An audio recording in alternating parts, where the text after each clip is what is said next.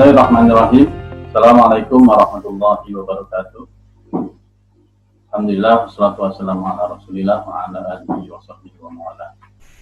Kabar teman-teman semuanya, mudah-mudahan semuanya sehat, semuanya berbahagia, dan mudah-mudahan Allah memberikan kemudahan, keberkahan dalam setiap aktivitas kita di sekolah kita masing-masing.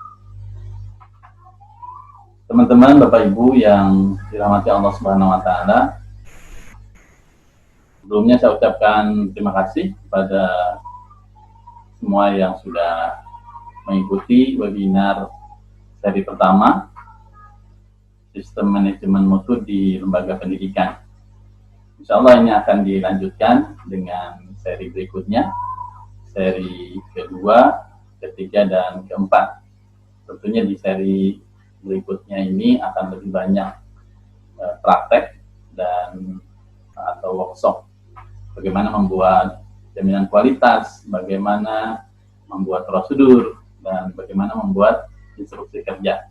Harapannya dengan praktek yang dilakukan nanti di seri kedua, ketiga, keempat bisa melengkapi apa yang sudah teman-teman dapatkan di seri pertama.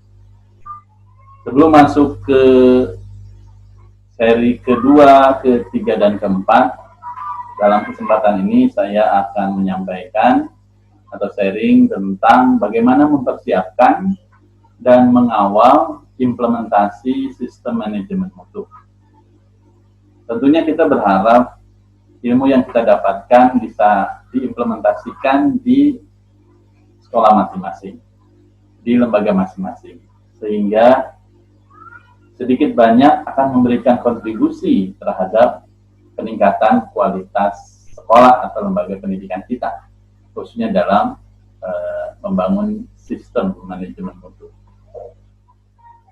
Teman-teman semuanya, bagaimana mempersiapkan dan mengawal sistem manajemen mutu atau implementasi sistem manajemen mutu?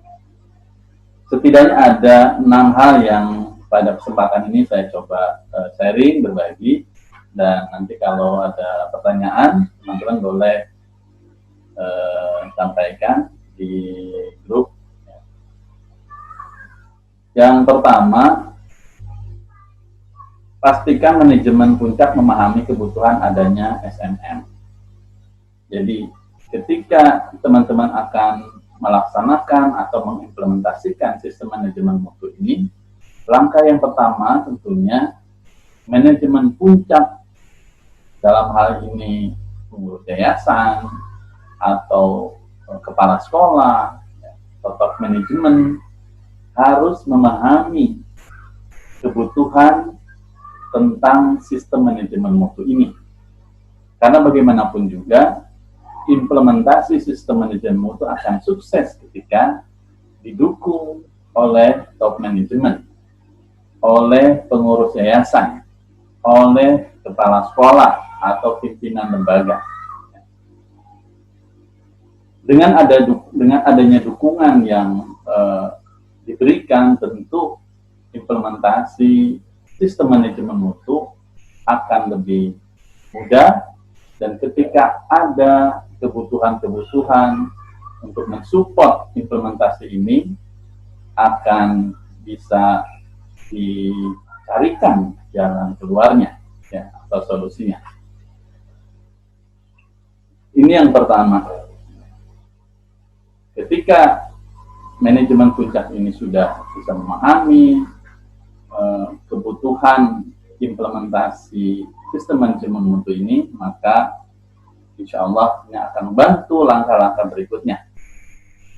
Kemudian yang kedua, yang harus dipersiapkan adalah bentuk tim sistem manajemen mutu. Jadi setelah puncak manajemen, top manajemen sudah memahami kebutuhan ini, kemudian berusaha untuk atau mendorong, mendukung implementasi sistem manajemen mutu, maka langkah berikutnya adalah membentuk tim SMM atau tim sistem manajemen mutu. Karena inilah tim yang akan menyusun, mengawal, serta mengevaluasi sistem manajemen mutu yang ada di lembaga kita atau di sekolah kita. Teman-teman sekalian, pastikan tim SMM ini mewakili seluruh aktivitas yang ada di sekolah kita atau di lembaga kita. Misalnya, kalau lembaga kita terdiri dari banyak unit sekolah, dari TK, SD, SMP, SMA, maka biasanya ada bidang-bidang atau bagian-bagian yang mengurusi keseluruhan. Ya, jadi di yayasan itu ada bidang-bidang yang mengurusi kepegawaian, bidang yang mengurusi keuangan, bidang yang mengurusi sarana prasarana atau perumah tanggaan, atau juga bidang yang mengurusi tentang kehumasan, dan bidang-bidang yang lain yang mungkin ada di lembaga tersebut. Nah, pastikan bidang-bidang tersebut atau bagian-bagian tersebut masuk ke dalam tim sistem manajemen mutu.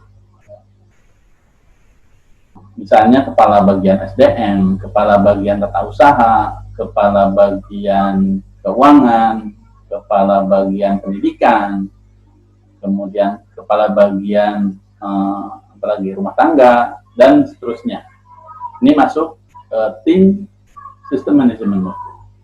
Plus dengan kepala unit atau kepala sekolah TK, kepala sekolah SD, kepala sekolah SMP, dan kepala sekolah SMA. Nah, ini yang menjadi tim sistem manajemen mutu.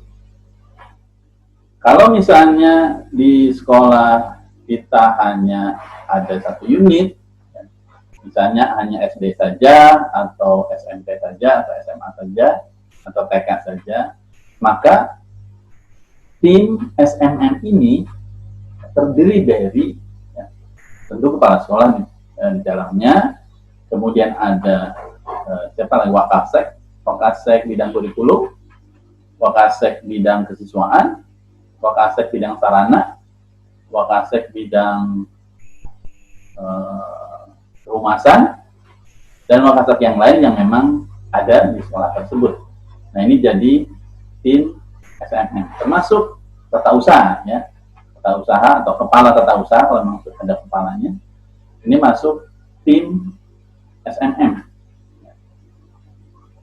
Kalau di lembaga kita hanya ada satu unit, dan mungkin di pengurusan yayasan tidak terlalu banyak, atau mungkin yayasannya tidak setiap hari hadir di sekolah, maka tim SMM ini di handle atau diadakan di tingkat sekolah.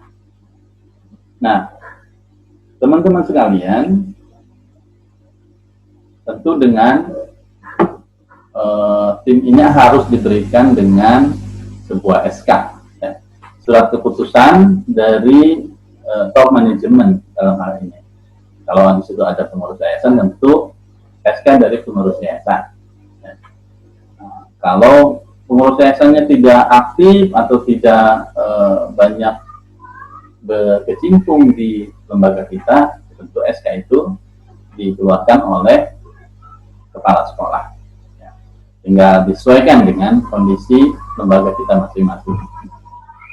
Dan di SK tersebut dijelaskan tentang tanggung jawab dan wewenang dari tim tersebut, sehingga masing-masing atau anggota tim ini mengetahui apa tugas dan tanggung jawab serta wewenang yang mereka miliki. Itu yang kedua. Jadi membentuk tim SMM, tim sistem manajemen mutu. Kemudian yang ketiga, setelah ada atau terbentuk tim sistem manajemen mutu ini, maka yang ketiga harus di-upgrade ya, kemampuan dari tim ini. Tentu tidak mungkin tim ini bisa berjalan tanpa kita mengupgrade, meningkatkan kemampuan dari tim SMM ini. Harus dipastikan bahwa tim SMM mengikuti pelatihan sistem manajemen mutu. Jadi seluruh tim yang ada di atau seluruh anggota tim SMM harus sudah mengikuti pelatihan SMM.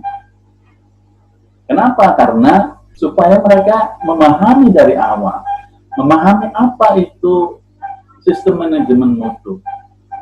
Mengapa harus ada sistem manajemen mutu? Apa urgensinya, kepentingannya dalam proses pendidikan di sekolah kita. Kemudian seperti apa gambaran sistem manajemen mutu, dokumentasinya seperti apa. Nah, ini harus dipahami oleh teman-teman yang ada di tim SMM. Sehingga kita harus memastikan tim SMM ini mengikuti pelatihan SMM. Alhamdulillah kalau dari peserta yang kemarin banyak dari satu sekolah, ada beberapa yang hadir atau yang ikut. Ini menjadi modal yang bagus untuk membuat tim SMM. Kemudian yang kedua, pastikan juga tim SMM ini memahami pentingnya penerapan SMM. Jadi sudah tahu, kemudian tim ini harus betul-betul memahami apa pentingnya implementasi SMM di sekolah kita. Karena ini ujung tombaknya. Tim ini harus kuat, ya. Harus bisa menjadi motor penggerak buat teman-teman yang lain di sekolah kita. Kalau timnya sendiri tidak paham, timnya sendiri nggak ngerti, atau ngapain sih implementasi sistem manajemen mutu, buat apa sih, nyapain aja gitu, nambah-nambah kerjaan. Nah, kalau dari tim sendiri ada kondisi seperti itu, maka ini akan mempersulit ya, atau menghambat laju dari implementasi sistem manajemen mutu ini. Maka harus dipastikan tim betul-betul memahami pentingnya penerapan sistem manajemen mutu. Kemudian selanjutnya yang ketiga, setelah tim memahami pentingnya penerapan sistem manajemen mutu, maka tim harus bisa membuat jaminan kualitas, membuat manual mutu, membuat prosedur, dan membuat instruksi kerja. Karena sistem manajemen mutu ya tentu tidak terlepas dari yang tadi saya sebutkan. Ya. Ada jaminan kualitas, ada manual mutu, ada prosedur, ada instruksi kerja. Karena itulah yang nanti yang akan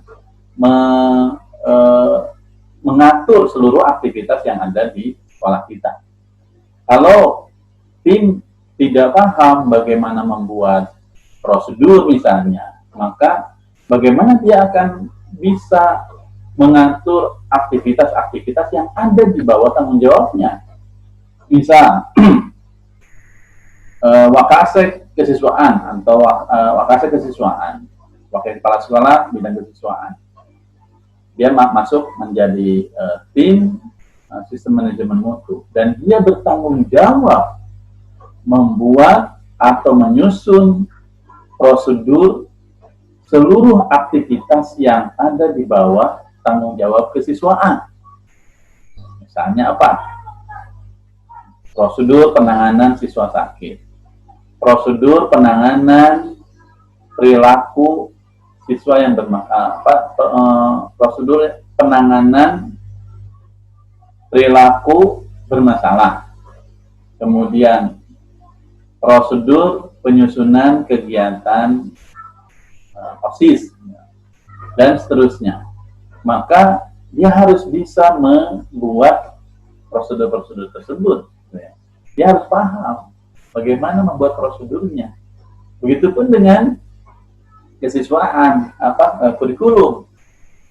Seluruh aktivitas yang ada di bawah tanggung jawab kurikulum, maka dia harus bisa membuat prosedurnya bagaimana. Misalnya membuat prosedur penyusunan RPT atau pembuatan RPT, prosedur penyusunan program tahunan dan program semester, dan seterusnya. Dia harus paham. Sarana pun demikian, sarana, tata usaha, keuangan, dia harus betul-betul paham bagaimana membuat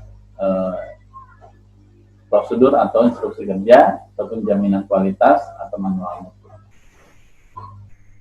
Ini yang ketiga.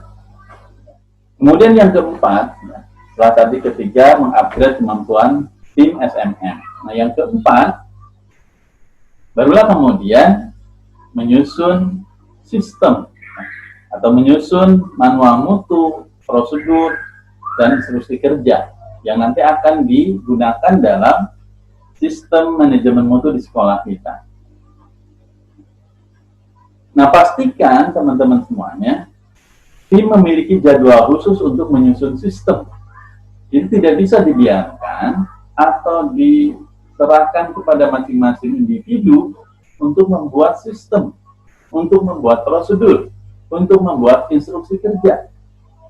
Harus ada satu waktu yang disediakan, yang dialokasikan oleh pimpinan untuk bisa fokus dalam membuat sistem tersebut. Ya, durasi waktunya tentu nanti disesuaikan dengan kondisi masing-masing. Ya. Kalau saya dulu misalnya di tim sistem manajemen mutu itu ada satu hari dalam satu pekan kita blok, ya, khusus, tidak boleh ada aktivitas yang lain, tidak boleh ada rapat, tidak boleh ada kegiatan-kegiatan yang lain. Jadi hari Selasa dari jam 8 sampai jam 3 sore itu fokus membuat sistem, ya, membuat prosedur, membuat instruksi kerja, membuat manual mutu yang di bawah tanggung jawab kita tentunya. Jadi masing-masing tim kan punya tanggung jawab, maka dia bertanggung jawab di hari itu, dia punya target berapa prosedur yang akan dibuat. Kemudian nanti di pertemuan tersebut akan ada sharing dari satu sama lain di tim tersebut. Misalnya bidang 1 sudah selesai nih hari itu, kemudian disampaikan atau dipresentasikan, nanti teman-teman yang lain memberikan masukan. Oh, ini harusnya ditambahkan dengan kalimat ini. Kemudian, atau ini kayaknya kurang nih, atau ini tidak sesuai, ini harusnya begini. Jadi ada sharing, ada masukan dari teman-teman di tim. Karena boleh jadi apa yang kita pikirkan belum tentu selengkap dengan banyak kepala. Mungkin kita berpikir begini, ternyata ada masukan-masukan dari teman-teman yang lain. Nah, itu bisa melengkapi prosedur yang kita buat. Dan itu di waktu yang memang dialokasikan. Kalau seharian mungkin terlalu panjang, ya karena mungkin bentrokan dengan aktivitas-aktivitas yang lain, ya tinggal nanti disesuaikan. Oh, misalnya dari jam 8 sampai jam 10, jam 8 sampai jam zuhur. Silakan disesuaikan dengan kondisi sekolah masing-masing. Yang jelas harus ada jadwal khusus untuk menyusun sistem. Gimana misalnya, boleh nggak di luar itu kita membuat prosedurnya, misalnya di rumah atau mungkin pas pulang, ya, atau di hari Minggu atau di hari libur, silakan saja, nggak ada masalah.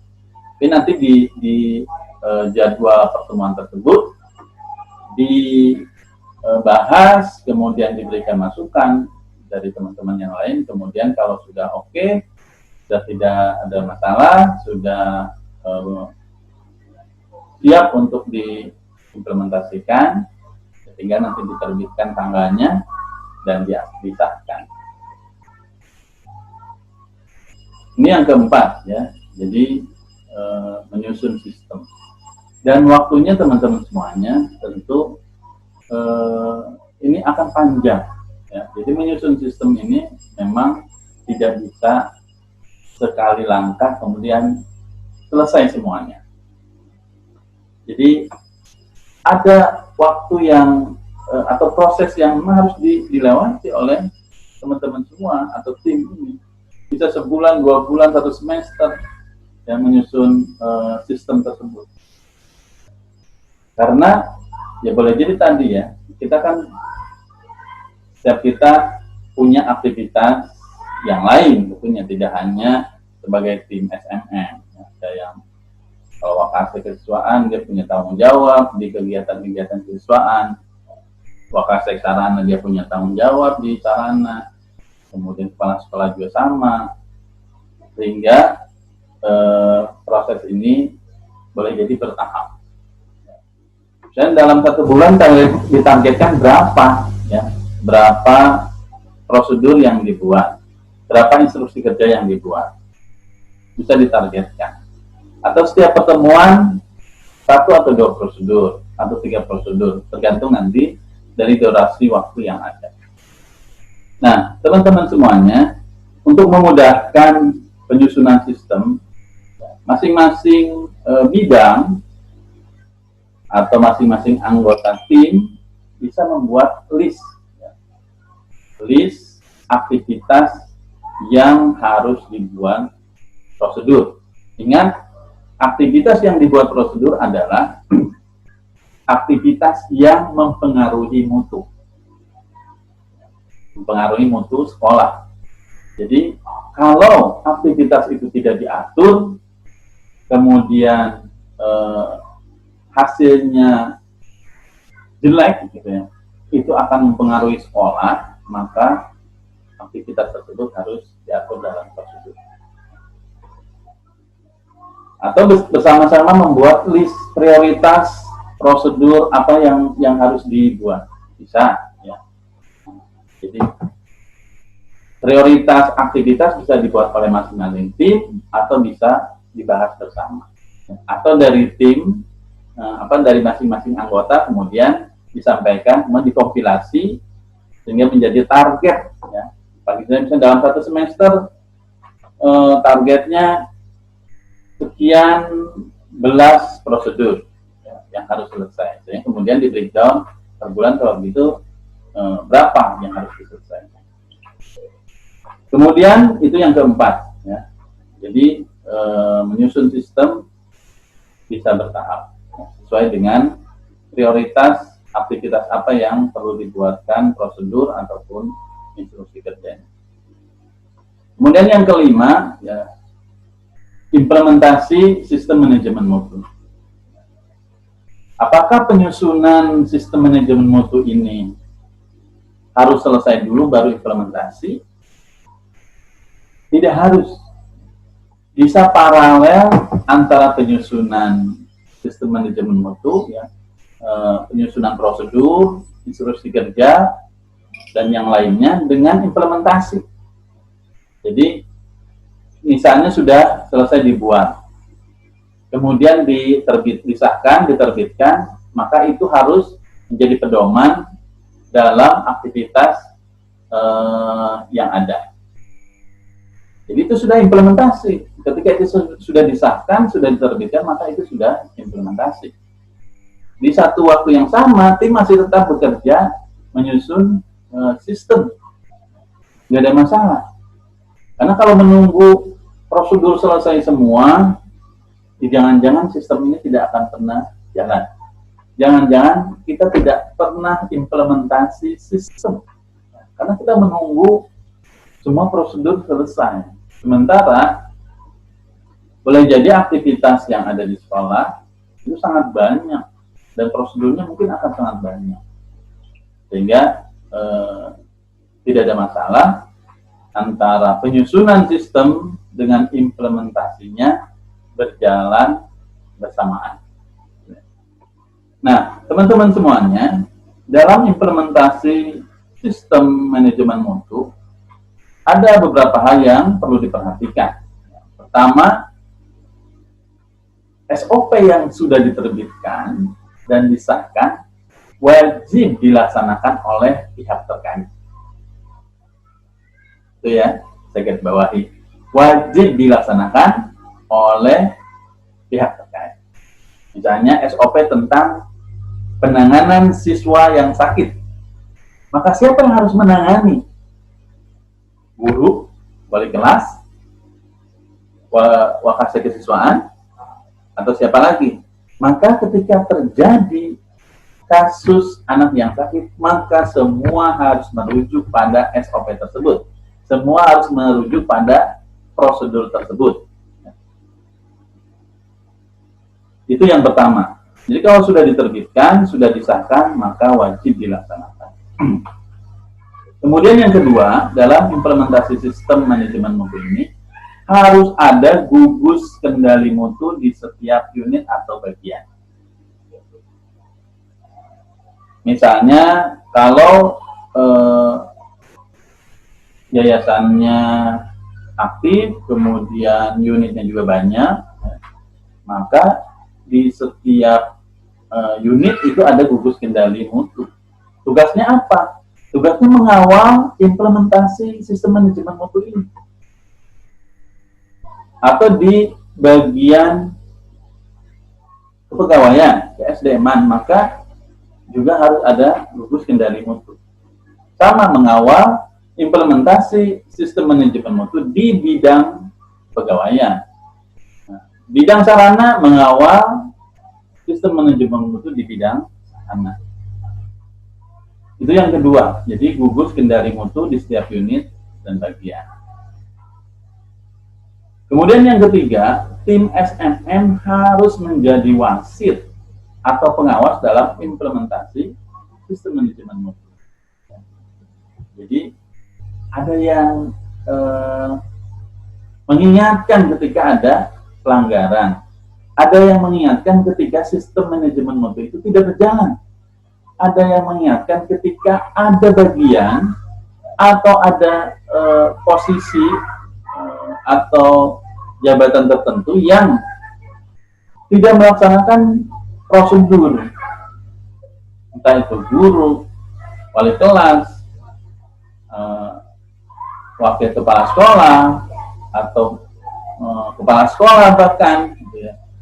Dia tidak menjalankan sistem manajemen mutu, maka tim ini yang akan mengingatkan, ya, memanggil, kemudian menyampaikan atau mengevaluasi kenapa tidak dilaksanakan prosedur tersebut, ya, kenapa tidak berjalan prosedur tersebut.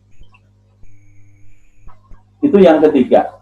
Yang keempat, pastikan SOP yang sudah dibuat berjalan dengan baik, dan bila ada yang tidak berjalan, maka harus segera dilakukan tindakan koreksi dan pencegahan. Jadi segera tegur atau ingatkan siapapun, ya, yang terlibat dalam prosedur tersebut dan prosedur itu tidak berjalan. Karena kalau dibiarkan, maka nanti akan merembet kepada yang lainnya. Itu juga di sana nggak jalan, itu prosedur nggak apa-apa, nggak ditegur, nggak diingatkan, nggak ngaruh kok, gitu ya. Maka itu akan mempengaruhi teman-teman yang lain dalam melaksanakan sistem manajemen mutu. Dan terakhir, teman-teman semuanya, tentu setelah implementasi, maka yang terakhir adalah evaluasi. Evaluasi sistem manajemen mutu. Pastikan yang pertama harus diadakan audit secara berkala. Dan setiap 6 bulan sekali itu ada audit silang. Ya. Jadi jangan audit bagian sendiri. Ya. Jadi auditnya harus silang. Misalnya gini, bagian kurikulum mengaudit kesiswaan.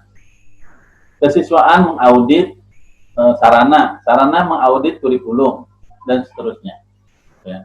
Jadi audit silang. Kenapa? Supaya apa yang kita laksanakan itu bisa terkontrol oleh bagian yang lain. Ya. Kalau yang menilai orang lain biasanya lebih tajam. Kalau kita menilai kerjaan sendiri, nanti banyak permakluman. Ya. Makanya auditnya secara silang. Dan itu dilakukan secara berkala. Paling tidak 6 bulan sekali. Jadi dalam 1 tahun ada 2 kali audit.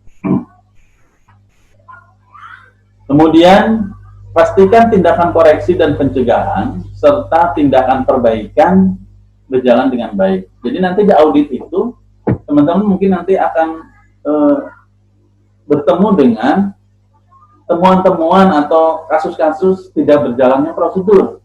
Oh, ini prosedur A ternyata nggak jalan karena penyebabnya ini. Nanti di audit itu akan ketahuan. Ya. Auditor akan melihat atau menyampaikan bahwa prosedur tersebut tidak berjalan efektif. Maka tindakan koreksinya apa? Misalnya, oh ini tidak berjalan efektif karena guru-guru atau pihak yang terkait tidak paham atau tidak tahu tentang prosedur ini. Maka tindakan koreksinya apa? Ya harus ada sosialisasi, ada mungkin pelatihan lagi, sehingga semua yang terkait bisa melaksanakan prosedur tersebut. Kemudian kalau ada tindakan perbaikan, apa yang harus diperbaiki? Oh ini mungkin prosedurnya terlalu jelimet atau terlalu rumit, maka perlu disederhanakan. Maka ada perbaikan, revisi terhadap prosedur tersebut. Dan terakhir, adakan tinjauan manajemen setahun sekali. Jadi setiap tahun tim SMM melakukan rapat ya, untuk mengevaluasi secara keseluruhan ya. Dalam 1 tahun sistem manajemen mutu ini berjalan seperti apa, ada kendala apa, kemudian progresnya seperti apa, catatan-catatan seperti apa, hasil audit bagaimana. Nah itu di tinjauan manajemen, rapat tinjauan manajemen yang menghadirkan top manajemen tentunya ya. Menghadirkan pengurus yayasan ataupun pimpinan sekolah, pimpinan lembaga. Sehingga nanti dari tinjauan manajemen ini bisa dilakukan perbaikan untuk tahun berikutnya. Nah, itu mungkin teman-teman semuanya 6 poin yang perlu dilakukan untuk mempersiapkan dan mengawal implementasi sistem manajemen mutu. Ya. Bagaimana membuat prosedur dan yang lainnya, insya Allah di sesi berikutnya kita akan bertemu ya. Untuk saat ini, sementara itu yang bisa saya sampaikan, mudah-mudahan bisa memberikan gambaran bagaimana teman-teman nanti mempersiapkan untuk implementasi SMM ini. Yes. Paling tidak sudah bisa membayang atau memetakan siapa-siapa yang akan menjadi tim SMM di sekolah Bapak Ibu semuanya. Baik, terima kasih atas perhatiannya. Semoga bermanfaat. Bila ada pertanyaan nanti bisa disampaikan di grup. Assalamualaikum warahmatullahi wabarakatuh.